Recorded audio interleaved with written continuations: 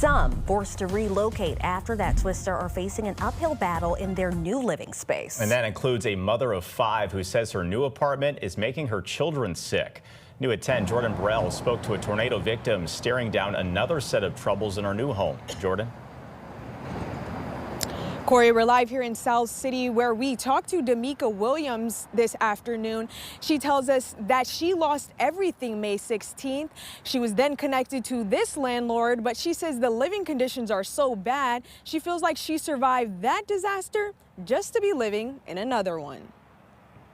All I could do was cry because everything was just destroyed. Confusion, sadness, and disbelief is what Demika Williams says she felt May 16th, the day an EF3 tornado ripped through St. Louis, taking everything she and her 5 children had.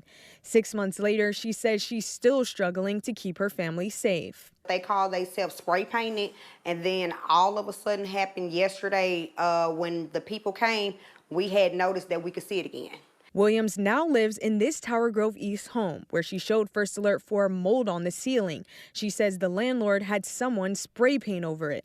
She says after the twister, the Red Cross assigned her a case manager, who then connected her with the landlord of this house.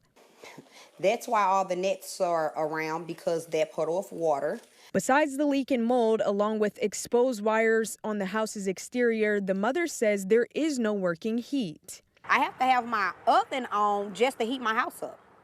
My kids are staying with a cold every other week. First Alert 4 began digging into the landlord, Vernon Gentry's background. Court records show in June, the city of St. Louis issued a warrant for Gentry's failure to appear in court for a March housing violation for another property. The website for his Realty LLC appears to be working, but when you click on anything, there is template text. We called the number listed on the website.